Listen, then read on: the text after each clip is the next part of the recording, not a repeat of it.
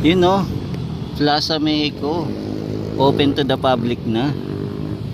So ito bukas na pala siya no, pwede na pala tong pasyalan. So tara guys, ikot-ikot tayo dito at pagmasdan natin na itong Plaza Mexico. Ayan. So tara guys, huwag na natin patagalin at simulan na natin mag-ikot dito sa Plaza Mexico. Binuksan na pala sa public kaya pwede na tayo mamasyal dito mga tropa kids. So tara, let's go na.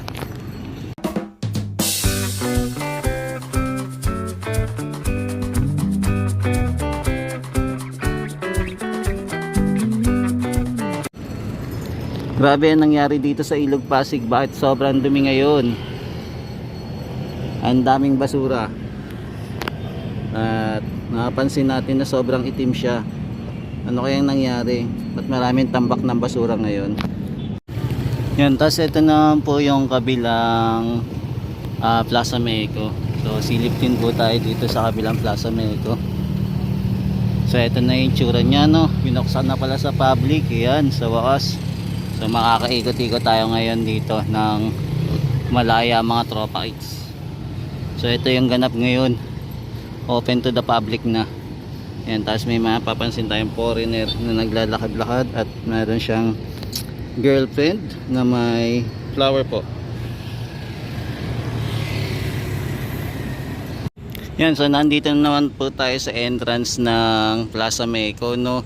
So mapapansin po natin yung mga yellow tape tinanggal na po. So open na po ito sa public. So pwede na pong dumaan-daan dito no. Ayan, so ito po yung itsura. So siguro ito may mga idadagdag pa dito na mga halaman. Baka may kulang pa dito. Ayan, so ito na po yung itsura ng Plaza Mexico po. Ayan, makakaikot-ikot na po tayo dito mga tropa kids. Pero dito hindi pa po ino-open, so sarado pa po. Yan, sarado pa po mga kababayan. Pero ito mga halaman na yan. So gala-gala muna tayo ngayong gabi ulit. So samahan nyo po ulit si JR Doria TV para mag-ikot-ikot ulit dito sa Plaza Mexico at saka sa Maestranza. So ikot-ikot tayo. Yan, meron dito palang hinuhukay. Para saan kaya itong hinuhukay no? Yan, may hinuhukay dito. Medyo malalim siya. Yan, malalim. Ano kaya meron dito? Yan, so meron hukay dito mga tropa kids. Yan. So hindi natin alam kung para saan yung hukay na yan. So nag-hukay sila. So alamin natin sa mga susunod na araw kung para saan yan. Yan, so ito yung mga halaman. Kinover po muna dito kasi open kasi ito eh. Yan, so linagyan lang ng halaman.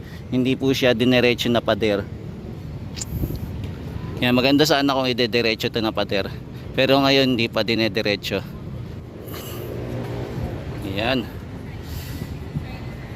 So ito po yung ganap ngayon sa Plaza Mexico no. So inaalaw na po maglakad-lakad sila. Ayan, naalaw na. Yan, tapos ito naman po yung mga tarpaulin na kinakabit po muna. For the meantime, kinakabit po muna nila para temporary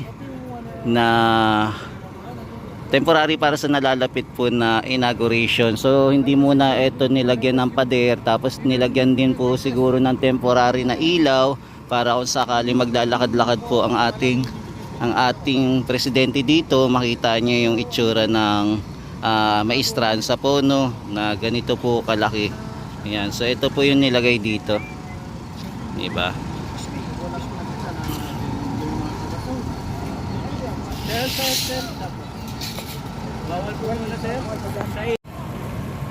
Yan, so kinakabit na ng ating mga construction yung mga workers dito no. Ayan, kinakabit na nila.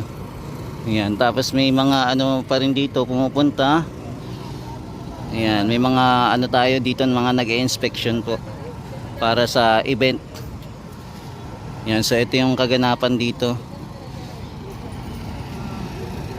Ayan, sobrang linaw na no, at saka sobrang ganda. Ayan, nakalagay ano, Filipino struggle through history. Ayan, so nilagyan na ito yung para sa mga historia na ako po sa Intramuros. So ito muna yung nilagay, tarpaulin lang po muna talaga. So alam ko magkakaroon na ito ng ano, yung magkakaroon ng painting. So may magpi-painting ng wall dito.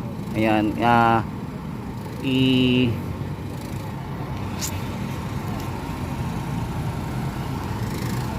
Yan, mukhang kakabit pa lang tong mga ano na to, no? Para sa wall. Etong wall na tarpaulin, mukhang kakabit la lang po. Ayan, so ito yung tsura nya.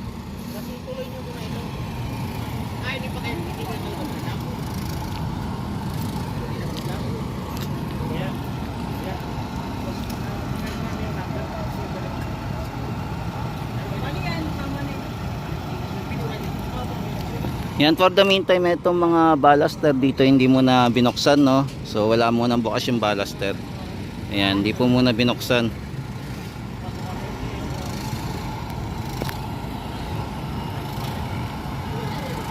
Yan, so yung mga kababayan natin tuloy-tuloy po sa paggawa dito, no? Para sa pagkakabit ng ating tarpaulin po. Yan, tapos ito naman po yung, ayan, nandito pa rin po tayo sa Binondo Intramuros Bridge. Kung makikita natin, ayan, makikita po natin ang Binondo Intramuros Bridge. At ito naman po yung mga building dito sa kabila, sa Binondo naman po. So ito po yung itsura. Ayan, di ba? So napakaganda na po dito. Panalong panalo na. Tapos ito, mukhang matatapos na rin po itong ano natin, powerhouse po. Mukhang patapos na to. Ayan, so meron na din pong ano, no, breaker, tapos kulang na lang po para sa meter. Ayan, so ito po yung ano, ganap.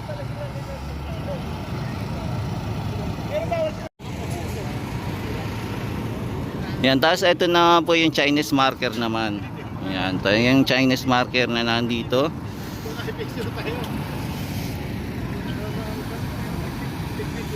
Ayan, ikot-ikot muna tayo dito sa Plaza Mexico naman po. So libot-libot tayo sa Plaza Mexico, no, para masilayan natin itong itsura ng Plaza Mexico. Ayan, ano to? Parang may dinadagdag pa ata ditong upuan. Hindi ko lang alam kung dinadagdag tong upuan na, pero lapitan natin kung para saan yung ginagawa.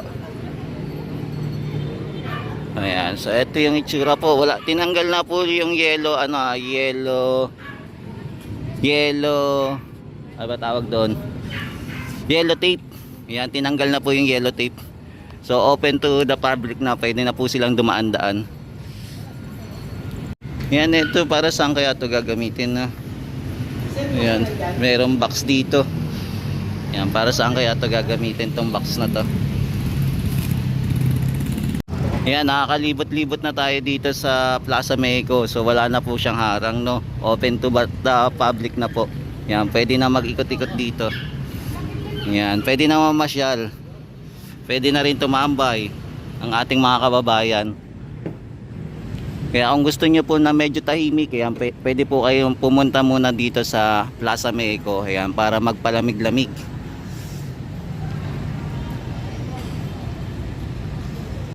Yan, dito naman mga tropa kids, nilinis na din to, no? Kaya yung pumunta tayo dito medyo madumi pa, pero eto okay na, nilinis na nila. Tinanggal na yung mga lupa-lupa dito, yung mga excess na lupa, so tinanggal na. So okay na dito, malinis na, clear na. So eto na, open to the public na, pwede nang tumambay ang mga magjowa o anuman, pamilya, pwede nang tumambay-tambay dito sa Plaza Mexico. Pero parang feeling ko kulang pa yung mga upuan. Sana madagdagan pa yung upuan dito sa Plaza Mexico, no? Hindi lang ito yung mga upuan na ilagay, so dapat madagdagan pa. Yan, ito guys, mukhang hindi na to siguro ano, no, malilinisan. So as is na to, hindi na siguro ano to, malilinisan pa. So ganyan na talaga itsura niyan. So ito na, open na sa public etong area. Yan, masarap na pong mamasyal dito sa Plaza Mexico. So ito po yung itsura ngayon. Ayan o, open na po. Pwede na tayo mamasyal, mag-ikot-ikot. Yan, mag-walk tour.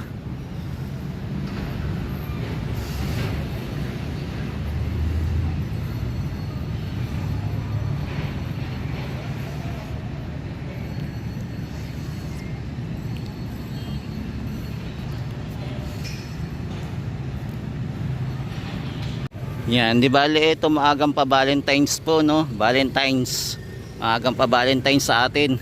sa mga gusto mamasyal dito. Yan, napakaliwanag po. Napakaliwanag ng lugar. Open na po. Yan, ano pa kaya mga idadagdag dito at mga gagawin pa additional dito sa Maestranza po.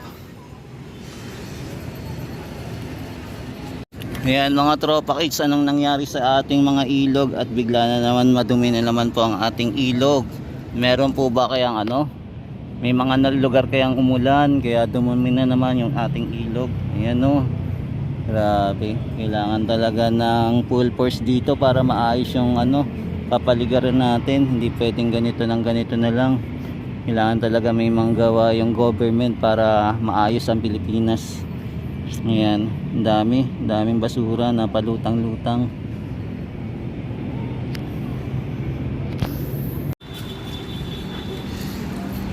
Yun o, marami na nahuli. Malalaki din. Meron ding hito. Yan, marami silang nahuli ngayong isda. Tanis.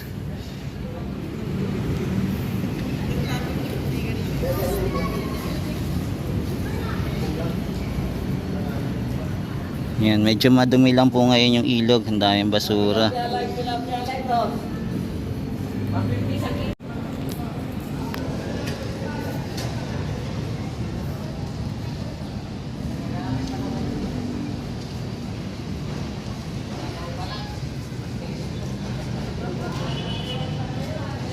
Yan, so ito muna yung latest update natin dito sa Plaza Mexico. Yan, ito muna yung update natin. Yan, silipin din po natin yung intendensya kung ano kaganapan dito naman, no. Ayan, so ito yung intendensya naman. Ayan, mukhang wala tayong nakapansin ng mga workers na naman dito. Mukhang wala nagtatrabaho. Ayan, hindi natin alam kung bakit hindi sila nagtatrabaho ngayon at walang nagtatrabaho. Yan, silip lang po muna tayo saglit. Kumbaga ito muna yung latest update natin dito sa intendensya. So nag-aabang pa rin tayo kung kailan ito matatapos, no. So ngayon po ay February 13, 2024. So bukas na po ang Valentine's po.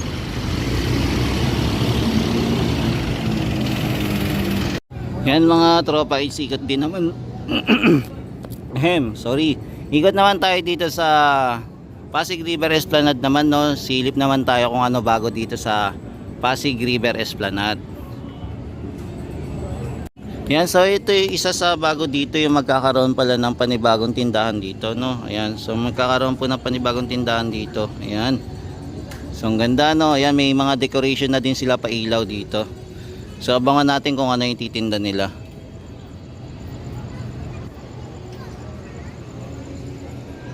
Tapos dito malapit sila sa may CR. Yan, tara, lakad-lakad pa tayo mga tropa kids. Yan, dito sa Pasig River Esplanade Phase 1C. Ito yung pinaka-sentro po ng kainan. So dito maraming kainan po dito. Yan. So marami po tayong pagpipilian na kainan dito, ha, kung mamasyal po kayo dito. Kaya kung may kayo, pagkatapos nyo po mag-ikot-ikot dito sa A&B, yan, pwede na po kayong dumiretso naman dito sa Phase 1C. Dito marami pong kainan, pwede po kayong tumambay, kain-kain muna para sa mga may kadate dyan. Yan, kain-kain muna time. Tapos ito naman po yung pakulo ng Pasig River Esplanade, yung Lock Your Love. Yan, hindi ko lang alam kung bukas kung dadami ito, no, yung Lock Your Love ng Pasig River Esplanade. Ayan.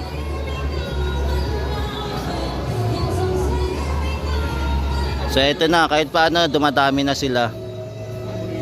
Kaya abangan natin kung mapupuno nila ito.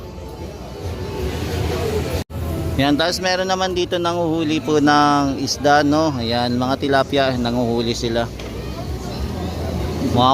Baka siguro yung umulan siguro sa ibang lugar, kaya ito inanod po yung mga tilapia dito. Yan, so ito yung mga kababayan natin na mamasyal, no. Ayan.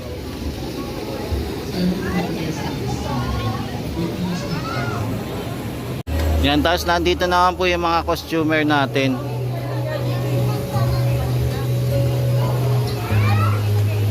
So ito yung customer dito sa Pasig River Esplanade.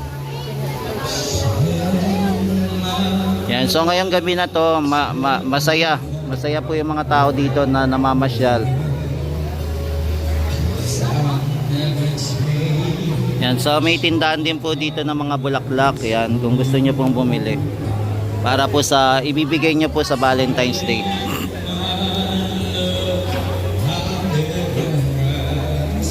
Yan, may makikita din po tayong kumakanta din dito.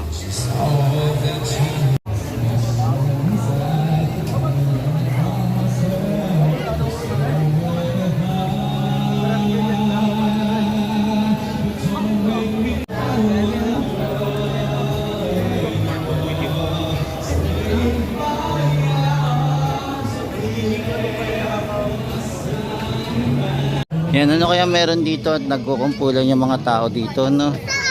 Yan, nagdidikit-dikitan sila. Alam niyo kaya tayo nandito, pinunta tayo. Bakit po tayo ganito? Agad-agad din na lang. Uli ka na lang tayo. Bakit? Labanin ako.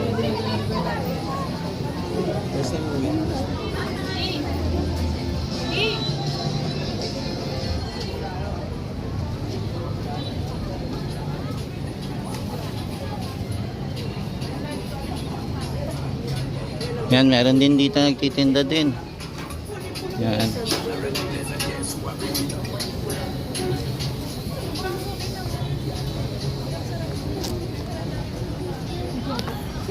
Yan, so nandito naman tayo, papunta na sa ENB naman. So dito muna tayo mag-stop. Ito yung may hagdanan dito.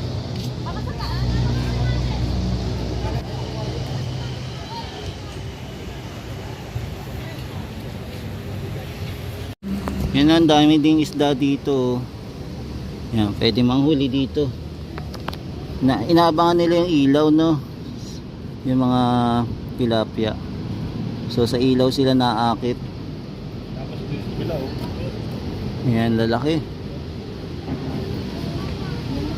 Yan, sa ilaw sila naaakit kaya lumalabas sila. Yan, tapos lakad-lakad naman tayo dito.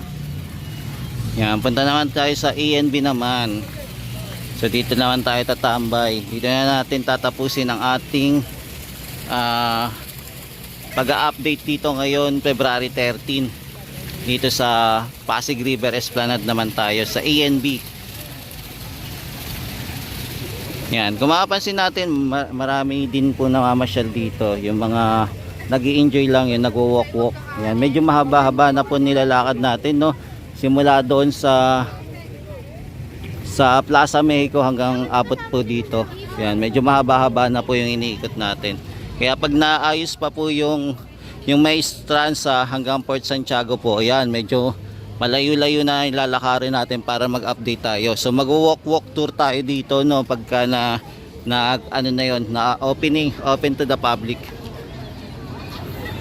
Yan guys, so ito muna yung latest update natin dito sa Pasig River Esplanade ngayong araw ng February 13, 2025 po. Yan, samahan niyo po ulit si JR Doria TV sa panibagong update na naman dito sa Pasig River Esplanade. Yan, maraming salamat po. Hanggang sa muli. Yan, mahalin natin ang Pilipinas. Thank you po. God bless. Mula sa Luzon, Visayas at Mindanao, maging sa ibang bansa po, magandang gabi po sa inyong lahat. Kung umaga man, tanghali, gabi, o madalang araw din, ingat-ingat po kayo mga kababayan. Thank you po.